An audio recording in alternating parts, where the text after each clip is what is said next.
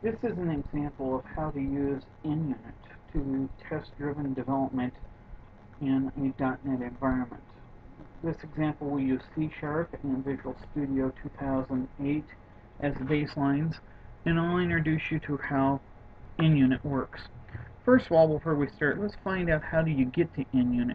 We get to NUnit by coming up to NUnit.org, and when you come to NUnit.org, it's part of the XUnit product line. There's a JUnit for Java, a CPP unit for C++.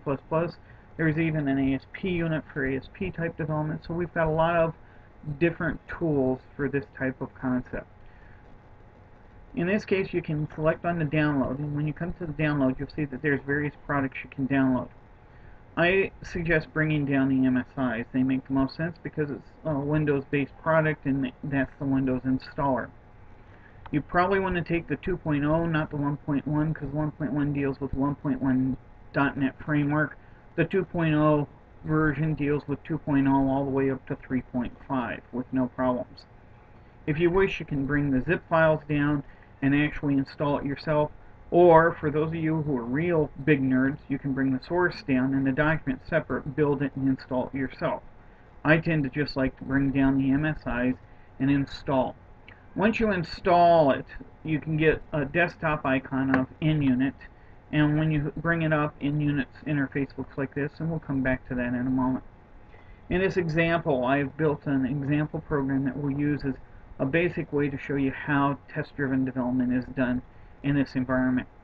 In this case, the project I've set up is a DOS command line type program for batch processing, but since we're not going to really be doing any processing, the main is not going to be important to us. Now, the way I've set this project up is more traditional on how I've done it at work in the past, and it can set it up anyway, but this is one way to allow you to get a clean solution. Right? We have an NUnit tester file that will hold all our NUnit tests for us. And then in this case, the actual class we're going to be testing is called utilities, and that's where the utils come in. And if we come back here, you'll notice that all of this is grayed out because of this test driver defined. One of the things we want to be very careful about is NUnit will put the NUnit framework.dol in every project when you build in Studio, because that's just the way Studio is when it builds all your projects, because it will become a dependency.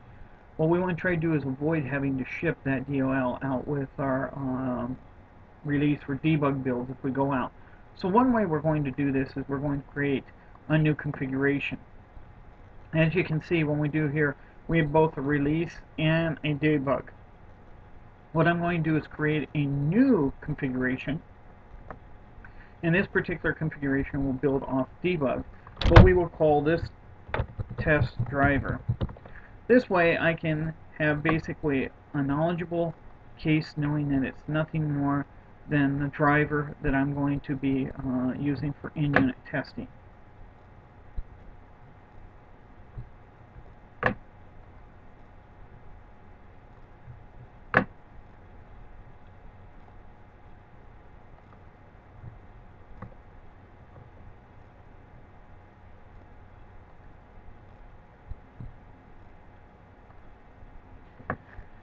Now you can see that the test driver has become my actual active configuration, and in the meantime we've now recollapsed this. If I bring this out, we'll see that, okay, we still have this basically not working because we have this test driver not defined. What I want to do this is we'll come over here to the properties, and under the build we're going to add a conditional compilation symbol, and that's going to be test driver. I want to do it only for my active test driver project I'm on. So if we close this down, you'll notice now I have my entire test object ready to go. If you look closely, you'll notice that both test fixture and test are not highlighted. This is because we haven't added references to the in-unit framework DLL. So what we're going to do is add a reference to that. And as when you bring up the references the first time, it takes a little while in Studio because it has to go through querying the entire system to get all the objects up. But when this displays, we're going to look at the .NET tab, which is the first tab. Now this is in alphabetic order, so we can come all the way down to where in our, and you'll notice we have NUnit Framework right here. Select NUnit Framework and then hit OK, and you'll see that we've added the NUnit Framework to our references. Once we do that, you'll notice that both these test keywords are now highlighted, so we know. Now how NUnit works is for any class that is a test class, meaning it holds tests, you need to use the keyword test fixture inside your attributes here. For every test, you'll add a keyword called test, and then the test signature is always the same. It's a public, a void, the name of the test, and then the body of the test, and there's no arguments. If you set this up this way, it will work every time. Now that we've got this set up, we can prove that this is going to work because we can run a build. And once we're done, you'll see that we have a successful build, which means the build is working. Now, understand, we have absolutely no body or no code at all that we've tested. So what we want to do is let's start by writing our very first test. And what we're going to do is we're going to write a test that says get file name. And we'll call test get file name because that's going to be the name of what we're going to do from a method point of view. Let's come over here to our object, and what we're going to do is we're going to say static, and we're going to do public, and we're going to say string, and we'll get file name, and we'll pass in a string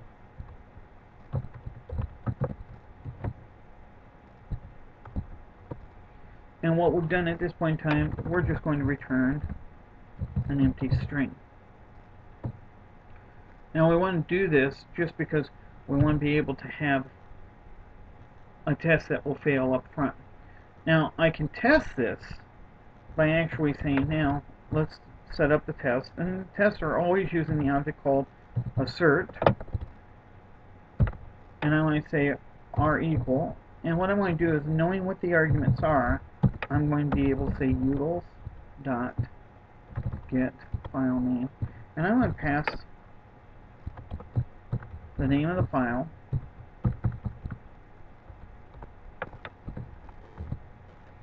now knowing what the name of the file is, we know what the return value is, because what the goal is to return the file without this underscore 222. So it should return file name .doc when I'm done.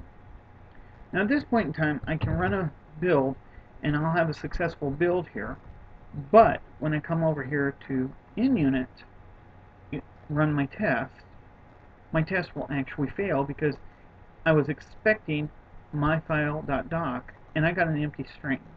So we have our first step towards test-driven development. We have a failing test. Now what do? We come over here and we'll add the code that'll actually run this test to completion with the correct results.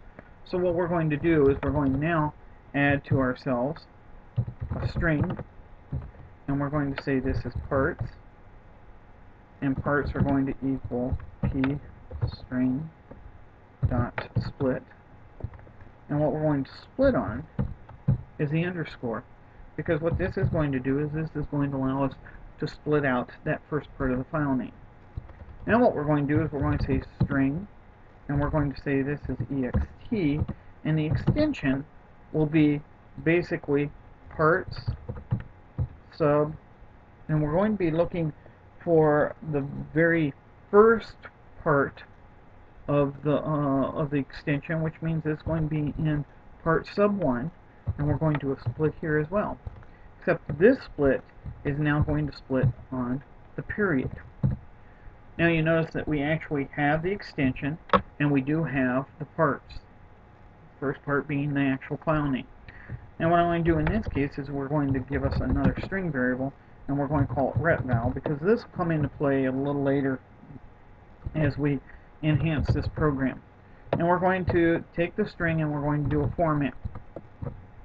And in this case, we're going to format the string where we're going to do 0.1, and when we come here, we're going to say we want to take parts sub 0, which is a file name, and what we're going to do is we're going to take then ext and we're going to take the very first part of ext because that's our file extension. And in this case, now we should be able to run a complete test and get what we want. However, we have not returned the value, so we'll have to come down here to the return statement, and we'll change this to do retval. Now that we've got this done, we can come back out here to NUnit, and if we run this, we should now have a successful test. And oh, notice I have a difference in the file names, and that's because if we come over here to the test, I actually misspelled my test criteria. Notice how the test is constantly checking to make sure everything's correct, and now I have a successful test.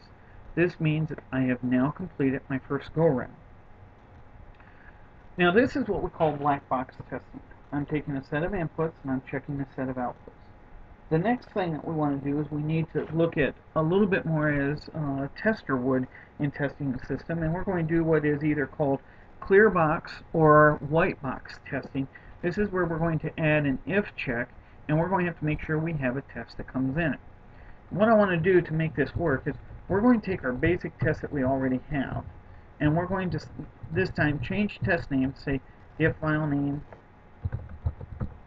number, and in this case we're going to look at this file name, and what we want to do is we want to be able to make sure that this is numeric and not just a bunch of garbage. So if we change this, what we're going to do is if we get this failure over with the AAA, we want to then just return an empty string. This is a good way to say that this file name is not in the format we're looking for because we expect these numbers. That's the criteria we're using for defining this. Now how are we going to test this? We're going to come over back to our same utility methods we've been working on, and this time we're going to put an if check, and this if check is fairly simple.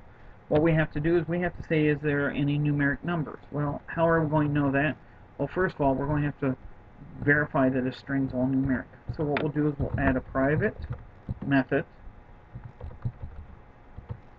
and what we'll call is numeric.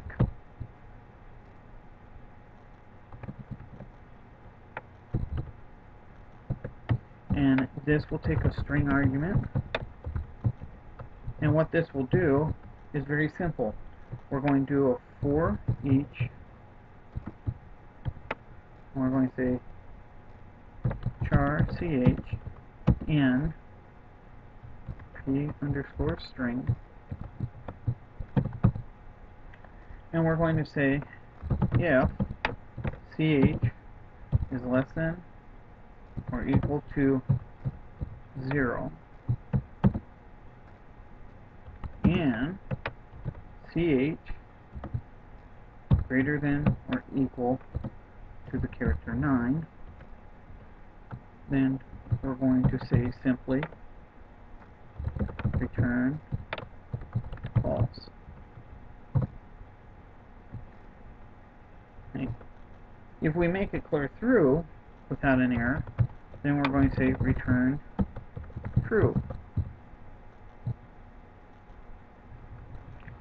Now once we've done that, now we can come up and we can fix the if statement we were working on. We're going to say if not is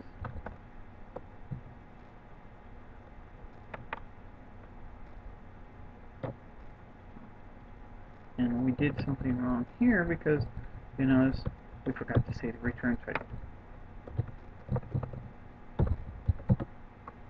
So now we come back up here, and now if we do is numeric, it comes up, and we're going to add the string that we're passing in.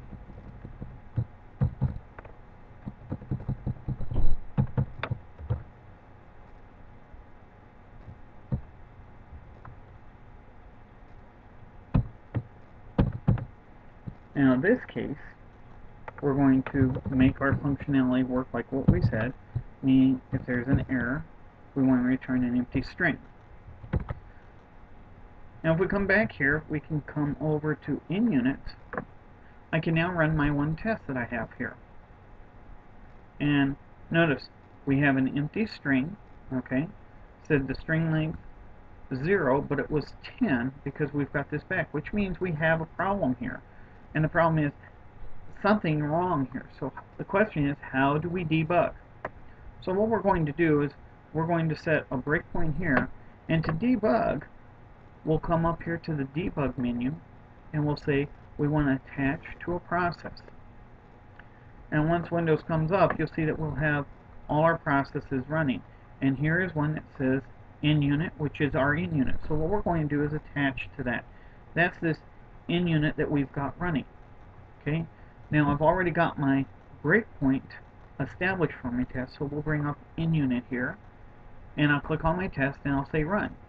And once this gets to the point that it's going to run, it breaks at my breakpoint, and notice I'm right here in my utilities, so I'm going to step into this, and I've come down here, and notice we have all of our things defined correctly. Okay, if we look at parts here, we can see that parts has basically two parts. It has my file, aaa.doc. We can look at ext if we want, and we can see that ext has two parts. And then you look at it as AAAA and DOC. So we know that we're in the ballpark, so let's step into isNumeric.